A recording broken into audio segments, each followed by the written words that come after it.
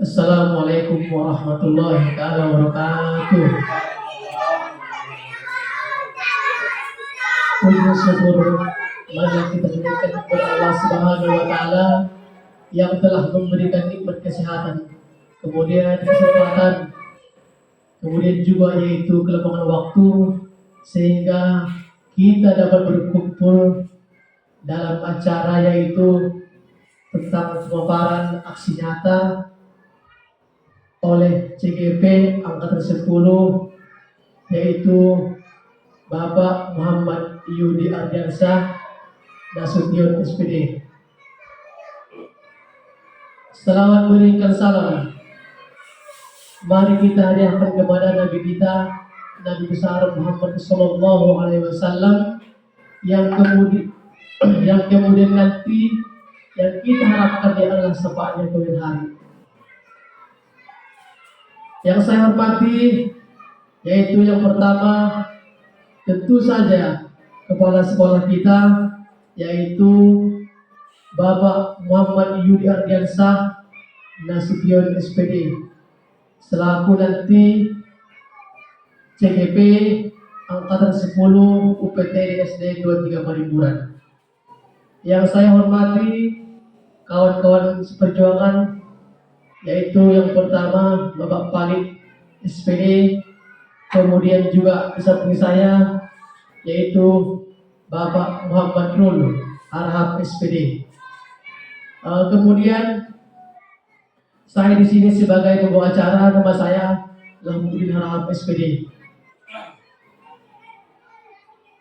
Dalam mempersiapkan waktu, mari kita langsung saja masuk ke acara yang pertama, yaitu menyanyikan lagu Indonesia Raya, kemudian nanti acara yang kedua yaitu doa, kemudian acara yang ketiga nanti pemaparan aksi nyata modul 1.4 budaya positif oleh calon guru penggerak kita angkatan 10 yaitu Bapak Muhammad Yudi Ardiansyah Nasution SPD angkatan 10 UPT DSTN 23 Parimburan Kabupaten Labuan Bajo Selatan. Next, marilah kita acara yang pertama yaitu menyanyikan lagu Indonesia Raya.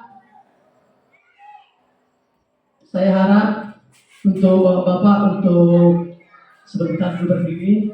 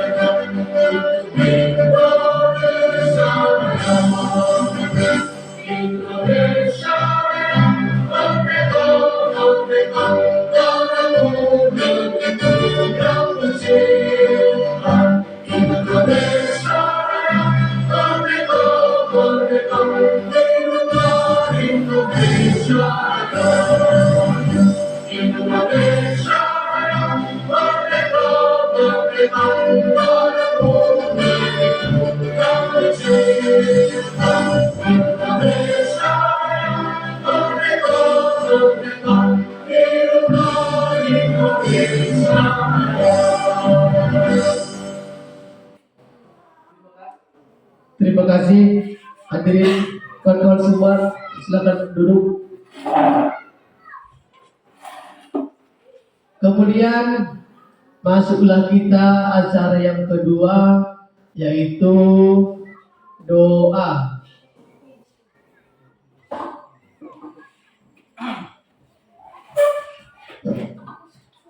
أعوذ بالله من الشيطان الرجيم بسم الله الرحمن الرحيم الحمد لله رب العالمين والصلاة والسلام على أشرف الأنبياء والمرسلين وعلى آله وصحبه أجمعين ربنا إننا سمعنا مناديا ينادي للإيمان أن آمنوا بربكم فآمنا ربنا فاغفر لنا ذنوبنا وكفر عنا سيئاتنا وتوفنا مع الأبرار اللهم اجعل هذا جمعنا جمعا مرحوما ولا تجعل هذا جمعنا جمعا مرحوما ربنا تقبل منا دعانا انك انت السميع العليم وتب علينا انك انت التواب الرحيم ربنا اتنا في الدنيا حسنه وفي الاخره حسنه وقنا عذاب النار وصلى الله وسلم على سيدنا محمد وعلى اله وصحبه وسلم سبحان ربك رب العزه عما يصفون وسلام المرسلين الحمد لله رب العالمين.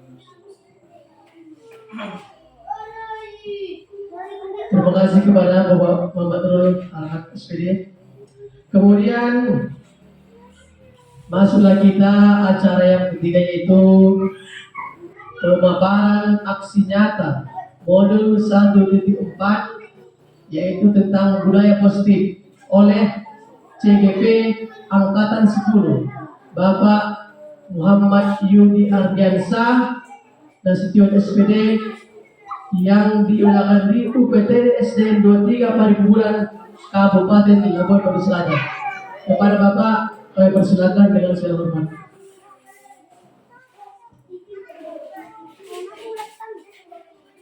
Bismillahirrahmanirrahim.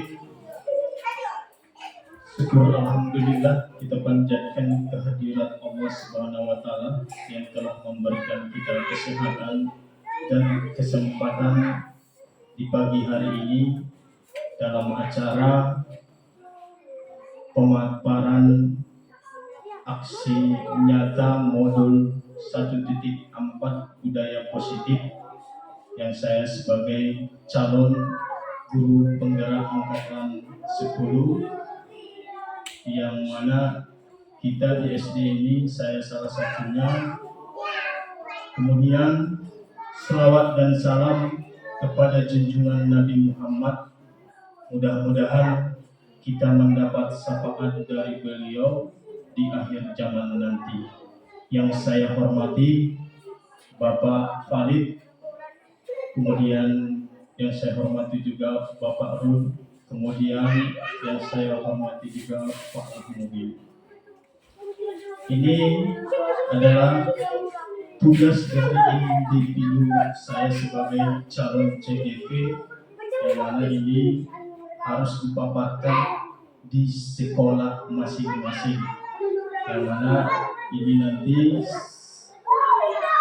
pemaparannya yang saya dapat dari pembelajaran kami di CGP modul 1.4 aksi nyata budaya positif akan saya sampaikan apa yang sudah saya dapat. Kita berdiskusi. Saya di sini bukan selaku dibilang pintar, tapi kita di sini sama-sama diskusi dan berkolaborasi antara teman sejawat. Di samping itu, ini adalah sudah saya buat pemaparan saya, yang mana ini adalah aksi nyata modul 1.4 budaya positif. Saya Muhammad Yudi Ardiansah Nasution selaku CGP Angkatan 10 Kabupaten Labuan Batu Selatan. Kemudian slide kedua kita lihat di sini adalah konsep utama budaya positif.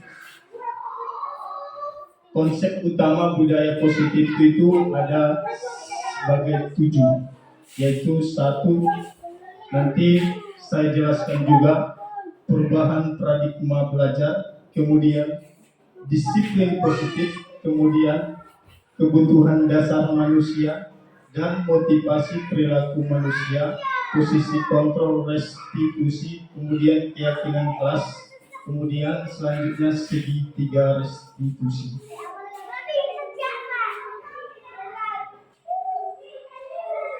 Jadi untuk slide ketiga di sini adalah yang mana pembelajaran dengan paradigma baru. Yang dimaksud dengan pembelajaran paradigma baru di sini adalah pembelajaran dengan paradigma baru merupakan pembelajaran yang dirancang berdasarkan pembelajaran berdiferensiasi sehingga para peserta didik sesuai kebutuhannya berdasarkan tahap perkembangan sesuai teori psikologi modern untuk mewujudkan profil pelajar Pancasila. Jadi sekarang kita berpandangan ke depan bahwasanya pembelajaran yang baru, perubahan yang baru, paradigma yang baru terdapat pada profil pelajar Pancasila, yaitu ada 6 poinnya. Apa-apa saja dari profil pelajar Pancasila ini ada 1, 2, 3, 4, 5, 6. Di sini adalah 1, beriman bertakwa kepada Tuhan yang Maha Esa dan berakhlak mulia. Jelas di sini adalah kita setiap manusia pasti kita harus beriman. Di Indonesia ini banyak agama. Yang dimaksud dari beriman adalah memahami ajaran agama dan kepercayaannya serta menerapkan pemahaman tersebut dalam kehidupan sehari-hari. Ini perubahan paradigma baru, berarti kita di sini anak-anak mempunyai agama masing-masing, jadi kita terapkan bagaimana cara anak-anak kita ajarkan supaya bagus agamanya di sekolah. Jadi kemudian 2, berkebinekaan global. Itu maksudnya adalah mempertahankan budaya luhur, kemudian lokalitas dan identitas sehingga menumbuhkan rasa saling menghargai. Ini maksudnya berarti di sini berkebinekaan global. Kalau ada budaya kita di sini berarti kita harus pertahankan. Kemudian kita harus saling menghargai antara budaya dengan budaya satu sama lain. Kemudian bergotong royong. Bagaimana dengan bergotong royong? Kegiatan ini bersama-sama dengan sukarela, yaitu kegiatan dikerjakan dengan berjalan lancar, mudah dan ringan. Kalau di sekolah kita ini pasti bergotong royong antara saya dengan Bapak, pasti kita berkolaborasi, bergotong royong supaya sekolah kita ini akan lebih indah dan asri dan lebih maju. Kemudian mandiri. Maksud dari mandiri ini yaitu pelajar yang bertanggung jawab dan proses hasil belajarnya. Elemen kunci dan mandiri terdiri dari kesadaran akan diri dan situasi yang dihadapi. Berarti kalau mandiri kita harus mandiri, tidak ada ketergantungan dari antara yang lain. Kemudian bernalar kritis. Ini juga termasuk dari profil pelajar Pancasila. Maksud dari bernalar kritis ini adalah memproses informasi atau gagasan dan menganalisa, mengevaluasi penalaran, kemudian pemikiran dalam proses berpikir dan mengambil keputusan. Berarti salah satunya anak-anak kita ini harus bernalar kritis, harus ada komen-komen yang kritis, harus bijak. Kemudian kreatif. Bagaimana dikatakan kreatif? Bermakna, bermanfaat dan menghasilkan gagasan dan original serta menghasilkan karya dan tindakan. Ini kreatif, berarti anak-anak ini banyak harus kita timbulkan kreatifnya, baik dari segi olahraga, budaya, dan lain-lain. Kemudian slide berikutnya di sini hadis paradigma baru, yaitu miskonsepsi tentang teori kontrol. Ilusi guru mengontrol murid. Kita tidak dapat memaksa murid berbuat sesuatu jikalau murid tentang memilih untuk tidak melakukannya. Ini berarti kita kemudian ilusi bahwa semua penguatan positif, efektif dan bermanfaat, maksudnya adalah penguatan positif, bentuk-bentuk kontrol serta bentuk-bentuk kontrol dalam jangka tertentu. Murid menyadari dan mencoba menolak, bisa jadi murid menjadi tergantung pada paradigma guru. Kemudian ilusi bahwa kritik dan membuat orang merasa bersalah dapat menguatkan karakter. Maksudnya di sini adalah menggunakan hal tersebut menguatkan karakter. Kemudian identitas gagal. Kemudian ilusi bahwa orang dewasa memiliki hak untuk memaksa. Itu di sini perilaku memaksa tidak akan efektif untuk jangka waktu panjang dan sebuah hubungan permusuhan dan akan terbentuk. Kemudian slide ke berikutnya di sini adalah bagaimana kita mengubah paradigma stimulus respon ke pendekatan teori kontrol. Jadi selama ini kita harus mengubah dari stimulus respon ini dari yang lama menjadi ke pendekatan teori kontrol yang terbaru. Yang mana stimulus respon di sini adalah realita atau kebutuhan kita sama.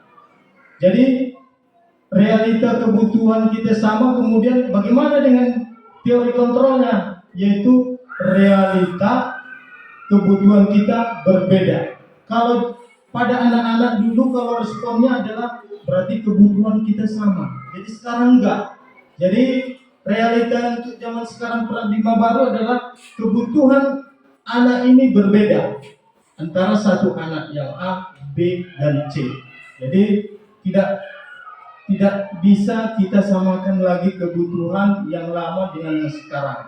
Kemudian semua orang melihat hal yang sama. Ini stimulus responnya. Jadi untuk teori kontrolnya berarti setiap orang memiliki gambaran berbeda. Berarti anak-anak ini pada zaman dulunya itu semua orang melihat hal yang sama. Jadi untuk kita ubah, setiap orang memiliki gambaran berbeda. Berarti anak-anak ini berbeda pandangannya. Itu harus kita kuasai. Kemudian dari stimulus respon kita mencoba mengubah orang agar berpandangan sama dengan kita. Jadi kalau teori kontrolnya di situ adalah kita berusaha memahami pandangan orang lain tentang dunia. Berarti kita harus berusaha memahami pandangan orang lain tentang dunia. Berarti kita terapkan dunia ini lebar. Jadi kalau yang stimulus responnya dia mengubah orang agar berpandang sama, tetap sama. Harus sama pandangannya. Jadi itu kita ubah, yaitu bahwasanya pandangan orang lain tentang dunia ini harus kita pahami. Kemudian stimulus respon dari keempat adalah perilaku buruk dilihat sebagai suatu kesalahan. Berarti perilaku buruk anak-anak itu dilihat sebagai suatu kesalahan, harus divonis dia salah. Tidak begitu. Jadi untuk perubahannya semua perilaku memiliki tujuan. Jadi anak-anak itu biarpun ada perilaku yang berbeda pasti ada tujuannya. Jadi berbeda ya. Kemudian orang lain bisa mengontrol saya. Kemudian teori kontrolnya bagaimana? Hanya Anda yang bisa mengontrol diri Anda. Itu perbedaannya. Kalau stimulus respon orang lain bisa mengontrol saya. Orang lain. Jadi untuk perubahannya, kontrolnya kita hanya Anda yang bisa mengontrol diri Anda. Berarti bisa ini pandangannya bagaimana kan? Gak bisa, si A harus begini. Enggak. Berarti kita yang bisa mengontrolnya. Kemudian saya bisa mengontrol orang lain. Nah ini contohnya. Kalau kita dalam satu lingkungan sekolah, anak-anak itu kita lihat kalau kelas 6 dia sama kelas 5 ada perbedaannya, dia mengontrol si anak itu nggak bisa jadi. Kemudian bagaimana teori kontrolnya? Anda tidak bisa mengontrol orang lain. Ada juga kemiripan yang tadi. Kemudian pemaksaan ada pada saat bujukan gagal. Kemudian teori kontrolnya adalah kolaborasi dan konsensus menciptakan pilihan-pilihan baru. Kemudian stimulus respon yang terakhir adalah model berpikir menang kalah. Kalau teori kontrolnya adalah model berpikir menang-menang. Kalau dulunya kalah-kalah, ya kan? Menang-menang. Jadi sekarang enggak. Kita mengubahnya teori kontrol, model berpikir harus menang. Jangan adik kalah, harus menang. Jadi ini kalau dulu responnya adalah menang atau kalah. Sama juga katanya.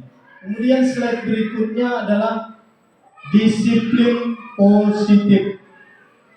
Ini adalah disiplin positif. Disiplin mengacu pada disiplin diri yang memiliki tanggung jawab terhadap apa yang dilakukan berdasarkan nilai-nilai yang diyakini. Kemudian, untuk menciptakan murid yang merdeka, syarat utamanya adalah harus ada disiplin yang kuat, yaitu disiplin yang berasal dari motivasi internal. Jika kita tidak memiliki, maka memerlukan pihak lain untuk mendisiplinkan kita dan motivasi eksternal. Berarti kita untuk menciptakan murid ini yang merdeka, syarat utamanya harus kita dulu disiplin di sekolah ini. Contohnya, kita harus lebih awal masuk. Itu adalah disiplin untuk mencontohkan si anak. Jadi kalau tidak disiplin kita, maka anak-anak itu juga pasti ada salah satunya tidak disiplin. Jadi untuk menciptakan murid yang merdeka begitu. Kemudian mau masuk juga begitu, disiplin. Kita juga sudah ada standby di situ. Jangan duluan, kalau bisa sama-sama sama murid. Kita sudah masuk dan kalau udah lonceng ya terus nggak ada lagi di ruang kelas, langsung masuk ke kelas. Itulah untuk menciptakan murid yang merdeka, syaratnya harus dari sekolah ini kita terbitkan dulu. Kemudian bagaimana disiplin positif merupakan salah satu cara penerapan disiplin yang bertujuan, yaitu untuk menumbuhkan kesadaran serta memperdayakan peserta didik tanpa imbalan penghargaan atau reward, ancaman atau hukuman. Berarti kita menerapkan disiplin ini bertujuan untuk menumbuhkan kesadaran serta memperdayakan peserta didik. Bukan ada imbalannya. Itulah budaya positif yang harus kita terapkan di sekolah. Jadi kita kalau kita terapkan disiplin sekolah, kita bukan harap atas penghargaan dari si guru ini, oh lumayan disiplin dia dapat penghargaan. Tidak. Kita tunjukkan kita seorang guru itu bahwa kita memang benar-benar memajukan sekolah. Kemudian slide berikutnya, disiplin positif tujuannya adalah menciptakan murid yang memiliki disiplin diri sehingga mereka berperilaku mengacu pada nilai-nilai kebajikan universal dan memiliki motivasi intrinsik dalam perubahan perilaku ke arah yang baik. Kemudian apa yang dapat dari nilai-nilai kebajikan tersebut? Lihat di sini adalah nilai yang disepakati bersama, yaitu lepas dari suku, bangsa, agama, dan bahasa maupun latar belakangnya. Contoh nilai kebajikan dari institusi organisasi, di sini kita lihat ada profil pelajar Pancasila, yaitu beriman dan bertakwa pada Tuhan Yang Maha Esa. Kemudian berkebinekaan global, ini tadi profil pelajar slide pertama, yaitu gotong royong, mandiri, dan kreatif. Kemudian kalau dari segi IBO, Primarius Program atau PYP, yaitu toleransi, rasa hormat, integritas, mandiri, menghargai, dan antusias, empati, dan keingintahuan. Kemudian kreativitas, kerjasama, dan percaya diri, dan komitmen. Kemudian kalau dari keterampilan hidup atau life skill, yaitu dapat dipercaya, lurus hati, pendengar, dan aktif, tidak merendahkan orang lain, dan memberikan yang terbaik dari diri. Kemudian dari kebutuhan dasar manusia, ini berarti kita manusia ini mempunyai kebutuhan. Kita manusia mempunyai kebutuhan yang mana segala sesuatu yang kita lakukan untuk mendapatkan apa yang kita inginkan, seluruh tindakan yang kita lakukan memiliki tujuan tertentu, dan semua usaha terbaik yang kita lakukan adalah dalam rangka agar kebutuhan dasar kita terpenuhi dengan baik. Jadi untuk ada 5 kebutuhan dasar manusia itu, coba kita lihat. Salah satunya bertahan hidup. Nih, bertahan hidup. Ini salah satunya kebutuhan dasar manusia.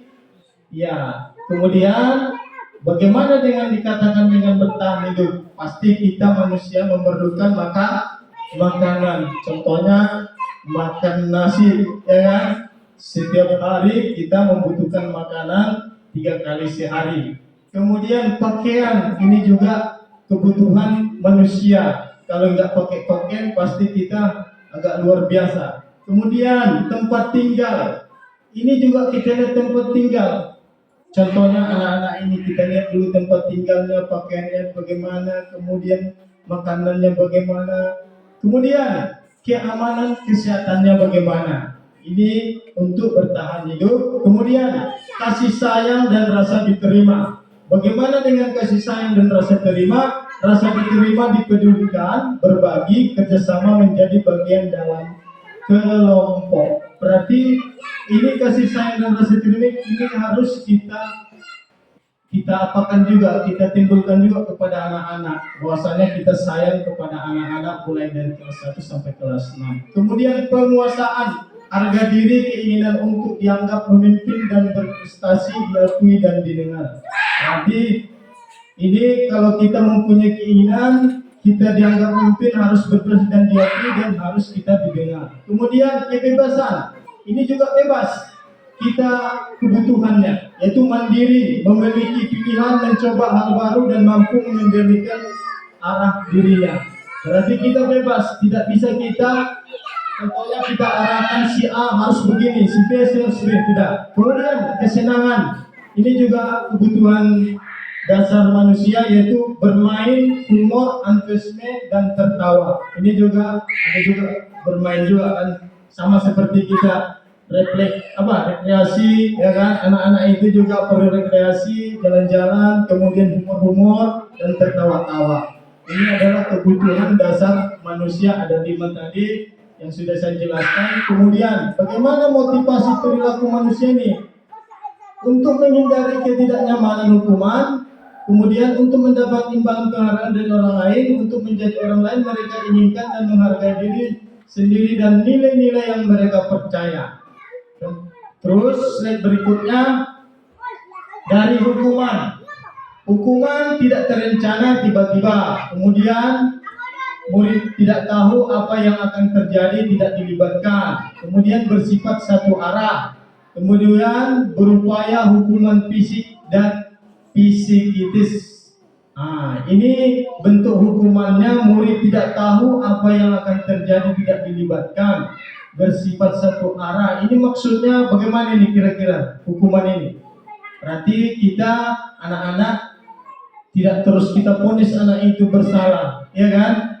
Harus kita panggil dulu, kita tanya apa kesalahannya. Kemudian dari segi konsekuensi terencana dan disepakati sesuai peraturan. Murid tetap dibuat tidak nyaman, sikap guru selalu memonitor murid. Kemudian restitusi, ini adalah proses menciptakan kondisi bagi murid untuk memperbaiki kesalahannya. Ini juga restitusi ini saya baru pembelajaran di CGP ini baru tahu bahwasanya rupanya kalau ada anak-anak yang berbuat salah harus dibuat tindakan restitusi. Itu kita panggil dia, kita tanyai, kemudian apa kesalahannya dan kita nasihati, begitu. Kemudian proses kolaboratifnya yang mengerjakan murid untuk mencari solusi sendiri. Kemudian kalau dari segi hukuman negatif, awas. Kalau dilakukan lagi ya nanti awas kamu. Ini adalah model paksaan. Berarti kita tidak boleh melakukan begitu.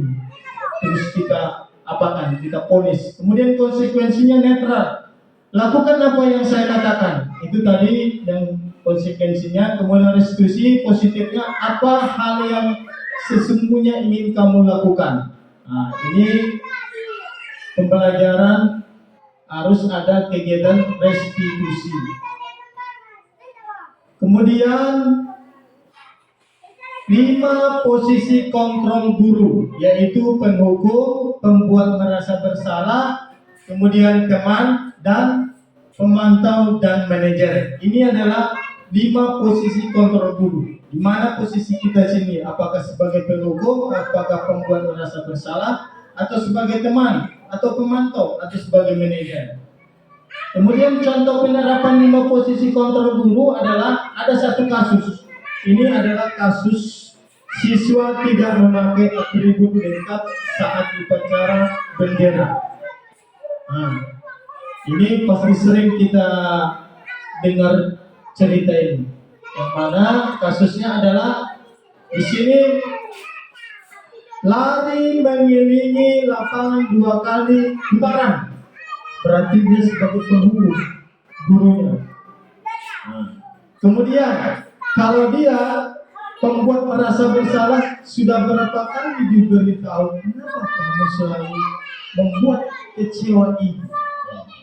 Kalau dia sebagai pembuat merasa bersalah, ya kan? Padahal sudah berapa kali dia diberitahukan, tiba-tiba diulangi si anak ini lagi. Jadi datang gurunya, berarti dia si pembuat merasa bersalah, dia menanya kembali. Berarti saya kecewa, ya kan? Kalau penghukum dia langsung diponis, kau lari 2 kali, cepat. Inilah posisi kalau dia segi penghukum. Kalau pembuat bersalah itu tadi. Kemudian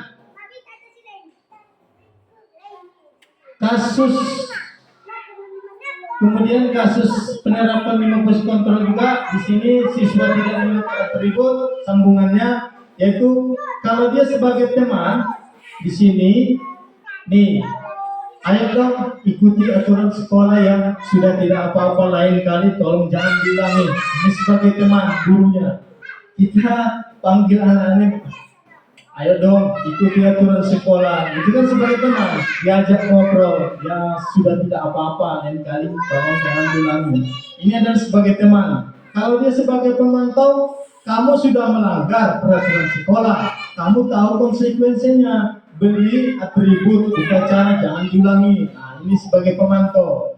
Kalau udah salah, disuruh dibeli atributnya. Nah, dia nggak ada penghukum, nggak ada teman, cuma kasih memantau saja. Berarti tengoknya kekurangannya, kemudian diajarkannya untuk membeli dari atribut tersebut.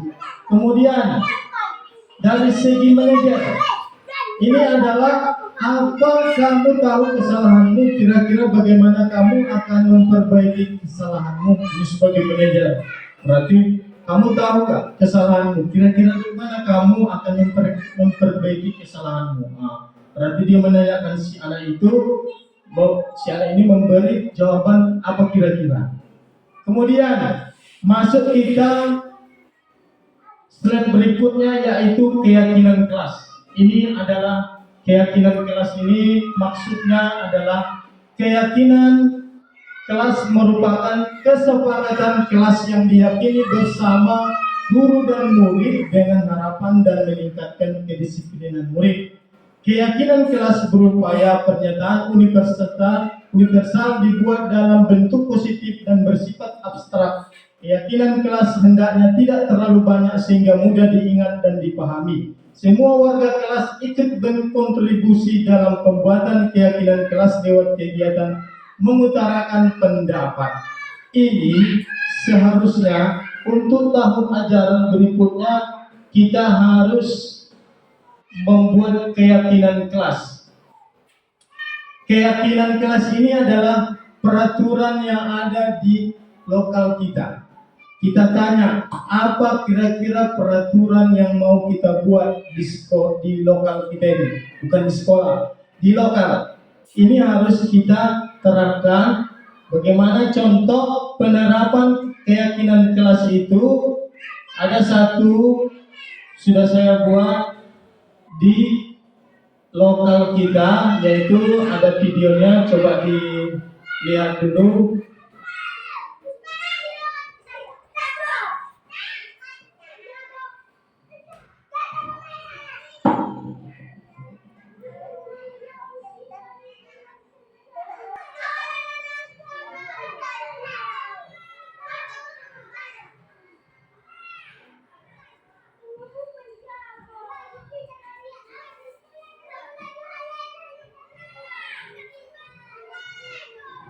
Selamat pagi anak-anak. Kita lihat, ini adalah contoh pembentukan keyakinan kelas. Lalu ya, tangannya begini. Kalian bersiap Bapak Ibu. Oke, baik. Sebelum kita memulai pelajaran, kita musyawarah dulu. Apa yang mau kita musyawarahkan di dalam kelas kita ini adalah kita bentuk dulu keyakinan kelas kita di sini. Keyakinan sudah peraturan yang ada di kelas kita ini. Jadi kalian nanti membuat tanggapan kalian sendiri apa peraturan yang kita buat di dalam kelas ini. Bisa nggak? Bisa. Bagus. Jadi keyakinan kelas itu adalah kesepakatan kelas yang diyakini bersama guru untuk dapat meningkatkan kedisiplinan di kelas kita ini. Bisa nggak? Bisa. Nanti Bapak kasih ini namanya spilot, nanti ditulis, terus ditulis, nanti Bapak tempelkan di sini. Bisa kan? Pak, buat apa kira-kira peraturan ataupun kesepakatan kita di kelas ini? Bisa kan?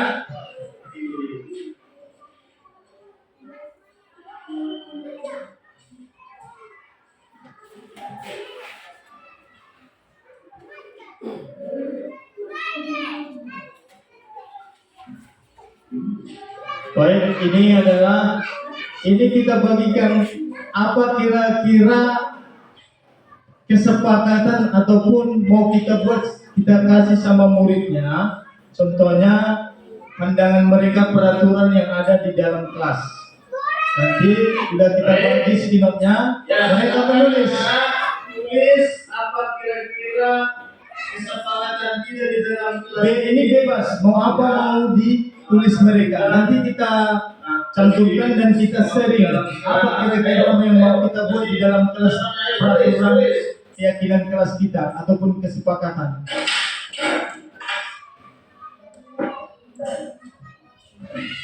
Ya, ini mereka menulis sambil menulis juga. Ayo, tulis. Memikir.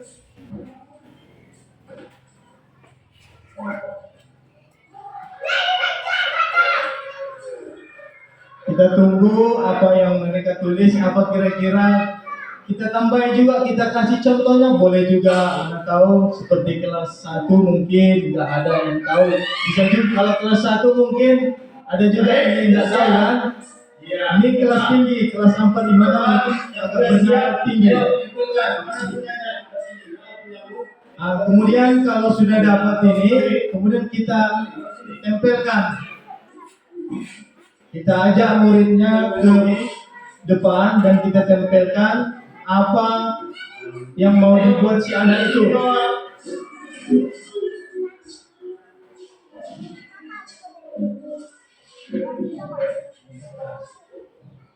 Sambung. Memang ini keyakinan kelas ini belum pernah, saya pun belum pernah, baru di sini di pembelajaran CGP baru tahu ada keyakinan kelas. Ternyata ini perlu juga dibuat supaya menerapkan budaya positif si anak itu, disiplin, ada peraturannya. Bukan di sekolah aja ada peraturan, di dalam kelas juga ada peraturan yang kita buat. Kita sebagai guru dan sebagai murid untuk kesepakatan dalam kelas.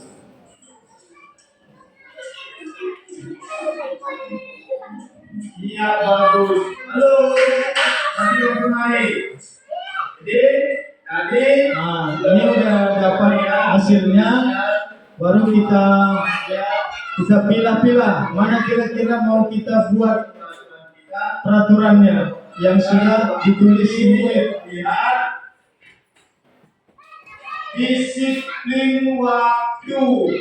Ya, disiplin waktu salah satunya adalah yang ini disiplin waktu. Anak itu kan menuliskan disiplin waktu. Disiplin waktu berarti kita, kalau disiplin waktu berarti kita, masuk ke mana? Kita tanya kemana disiplin waktu itu sama murid. Itu adalah salah satu disiplin Iya, siapa yang menuliskan disiplin waktu ini? Siapa ayo? Nanti. Ya, oke. Ya, siapa yang menanya disiplin kita kasih rawat pengerjaan? Jelaskan. Ya, siapa yang membuat? Iya. Memperhatikan saat guru menjelaskan. Memperhatikan dulu saat menjelaskan. Ini juga peraturan di kelas. Jangan ada murid itu yang Apa? kita saat mengajar.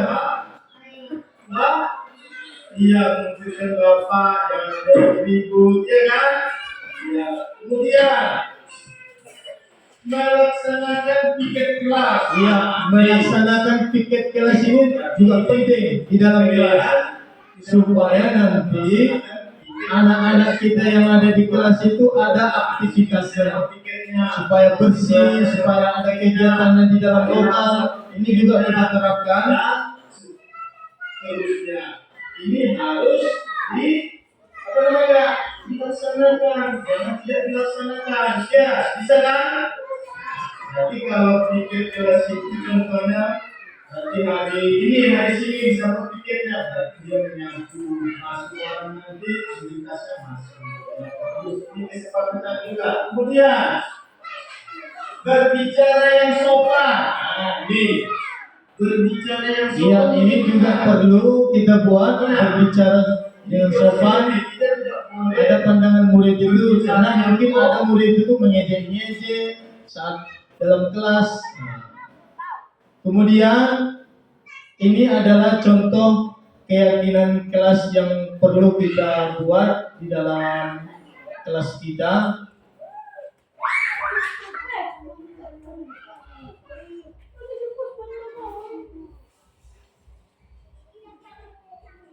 Kemudian lanjut ke slide berikutnya, yaitu sudah tadi contoh penerapan keyakinan kelas. Kemudian ini bagaimana segitiga restitusi. Ini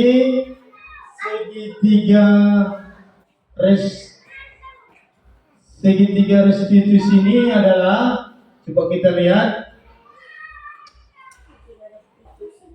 Segitiga restitusi adalah segitiga suatu proses dialog yang dijalankan guru atau orang tua agar dapat menghasilkan murid yang mandiri dan bertanggung jawab. Kemudian segitiga restitusi membantu murid memiliki tujuan disiplin positif dan memperbaiki dirinya setelah berbuat salah. Kemudian restitusi bukan untuk menembus kesalahan, namun untuk belajar dari kesalahan. Berarti ada skemanya. Yang satu di sini segitiga restitusi ini adalah kita menstabilkan identitas, kemudian validasi tindakan yang salah, kemudian menanyakan keyakinan. Ini kalau ada di dalam sekolah kita berbuat salah, itu harus kita buat, yaitu segitiga restitusi. Segitiga restitusi, maksud dari segitiga restitusi tadi sudah saya jelaskan, itu menstabilkan identitas, yaitu berdasarkan prinsip membuat kesalahan adalah sebagian dari proses pembelajaran, kemudian menggeser identitas murid dari identitas gagal ke sukses. Kemudian jangan mengkritik murid yang sedang mengalami identitas gagal. Apa pernyataannya? Yaitu membuat kesalahan sesuatu yang wajar. Kemudian manusia tidak ada yang sempurna. Jelas, ini manusia memang tidak ada yang sempurna. Kemudian kita bisa memperbaiki masalah ini dengan menstabilkan identitas. Kemudian saya tidak menanyakan kesalahan, tetapi fokus memperbaiki masalah ini. Apakah saat ini kamu tengah menjadi orang yang baik untuk dirimu sendiri?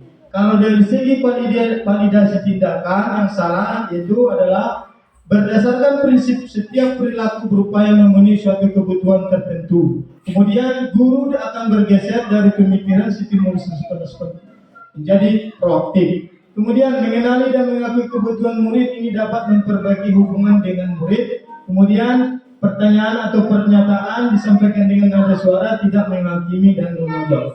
Apa pernyataannya? Coba kita lihat. Kamu bisa saja bertindak lebih gegabah dari ini. kamu bukan melakukannya tanpa suatu alasan tertentu.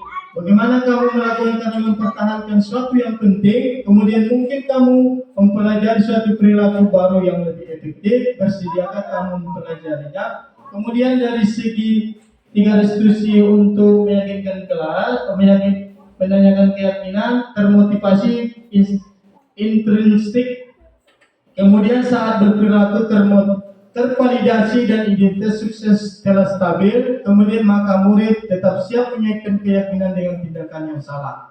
Ini keyakinannya, bagaimana pertanyaannya? Sebagai keluarga, kelas, apa yang kita yakini? Nilai-nilai apa yang telah kita sepakati? Seperti apa gambaran sebuah kelas yang ideal bagi kamu?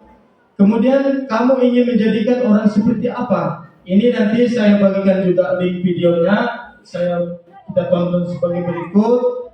Bagaimana contoh penerapan segitiga restitusi. Coba kita lihat. Ada ini sudah saya buat di sekolah kita, yang mana ada kasusnya adalah salah satunya adalah ini. Saya perhatikan yang mana ada satu murid di kelas saya, namanya Putri. Bahwasanya si Putri ini bangun kesiangan, jadi terlambat, tidak melaksanakan piket. Kemudian, jadi bagaimana cara kita sebagai guru untuk mencari apa masalah, kenapa bisa terjadi si anak ini tidak kemudian tidak melaksanakan piket dan terlambat. Ini ada durasinya, saya buat juga, kita perhatikan.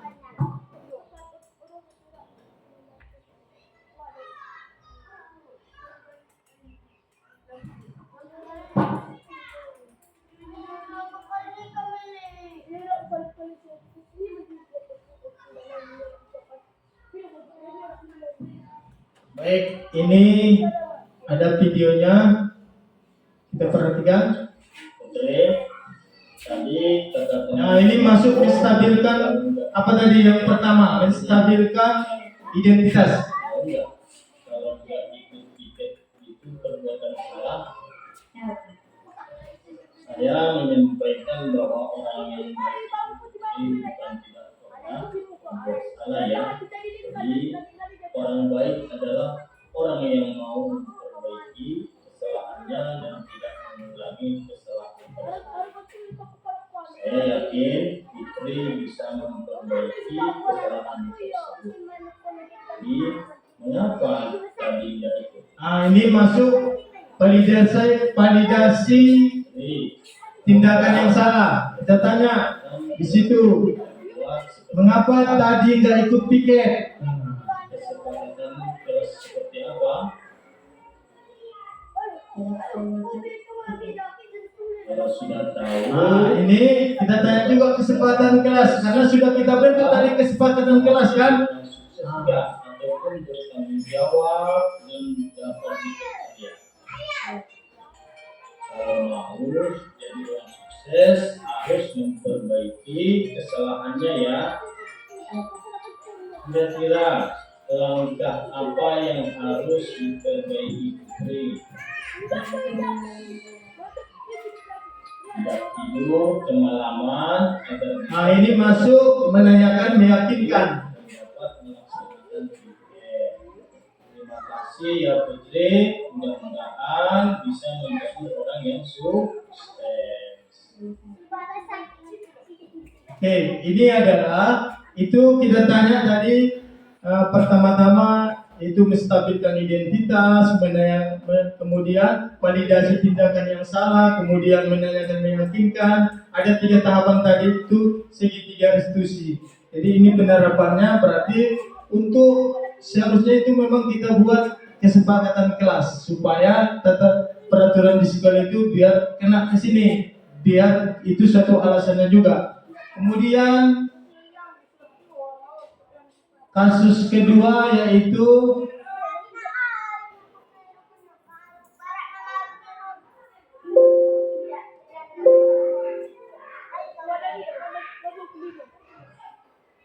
yaitu si Ajam. Ajam, tadi apa yang kamu lakukan di kelas? Si Ajam ini saat pembelajaran gurunya dia mencoret-coret di meja. Jadi kita sebagai guru kalau ada situ kita lihat anak kita panggil ke kantor dan kita buat cara begini segitiga restitusi supaya anak ini supaya ada perubahannya untuk kedepannya.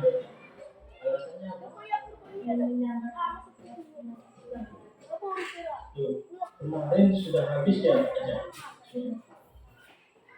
Ajam, tapi sudah tahu kan kesepakatan kelas itu, kesepakatan kelas yang sudah kita buat seperti apa Ajam?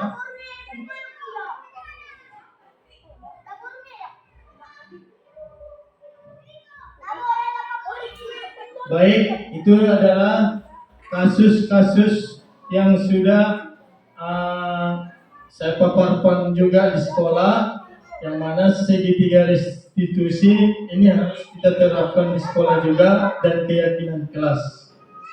Ini tadi ketika pelajaran berlangsung dia mencoret-coret kemudian melaksanakan piket karena bangun kesiangan.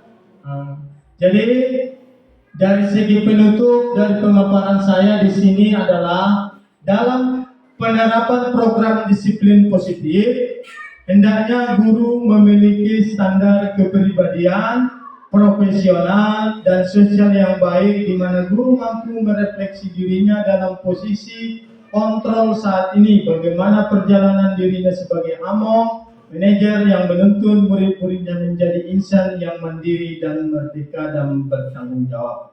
Ini adalah penutup dari pemaparan saya. Mungkin sampai di sini pemaparan saya. Kira-kira mulai dari kita baca tadi yang saya paparkan mulai dari pertama yaitu paradigma baru. Nah ini perubahan paradigma belajar. Nah, ini memang perlu perubahan untuk kedepannya. Kemudian disiplin positif. Nah, ini juga perlu kita terapkan di sekolah. Bagaimana cara penerapan ini sudah saya paparkan juga. Kemudian kebutuhan dasar manusia itu sudah tadi ada dari segi pakaian, makanan, ya kan, kebutuhan dasar kita. Kemudian motivasi perilaku manusia dan posisi counter restitusi dan keyakinan kelas. Ini juga harus kita buat di dalam kelas. Harus ada peraturannya di dalam kelas. Kemudian sudah kita buat kalau ada kesalahan dalam satu siswa itu ada kasus, kita buat sistem segitiga restitusi. Kita panggil dia, jangan kita marahi di depannya. Kita panggil dia bersama-sama ke lokal ataupun kita berdua sama si murid, anak murid yang lain tidak ada yang tahu, kita nasihati di situ. Kita buat dengan cara segitiga restitusi itu ada 3 tadi kan, yaitu menanyakan identitas dan validasi tindakan yang salah dan menanyakan meyakinkan. Mungkin sampai di sini pemaparan saya modul 1.4 aksinya tugas saya. Mudah-mudahan ini bermanfaat buat teman-teman ataupun guru yang ada di SD 23 ini, yang mudah-mudahan bermanfaat untuk kedepannya bisa kita terapkan di sekolah ini untuk penunjang dari CGP Angkatan 10 Kabupaten Labuan Batu Selatan. Mudah-mudahan. Kemudian tadi saya pertama mengucapkan, kemudian untuk akhir kata, wabillahi taufiq wal hidayah. Assalamualaikum warahmatullahi wabarakatuh.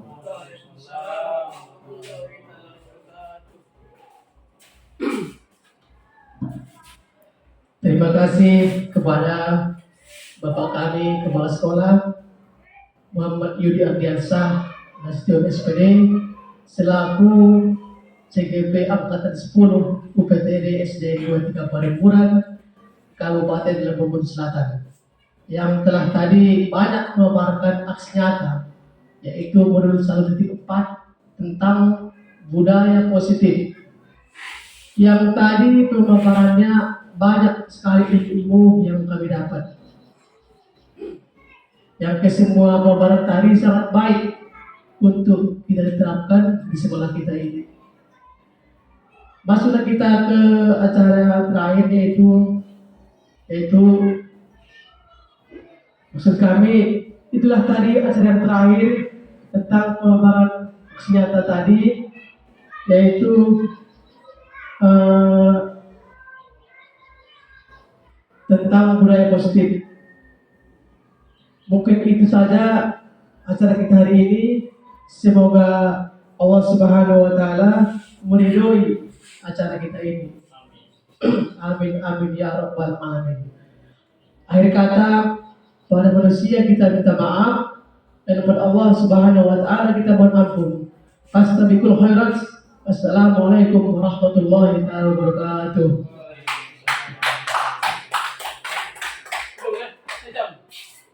Bisa ya?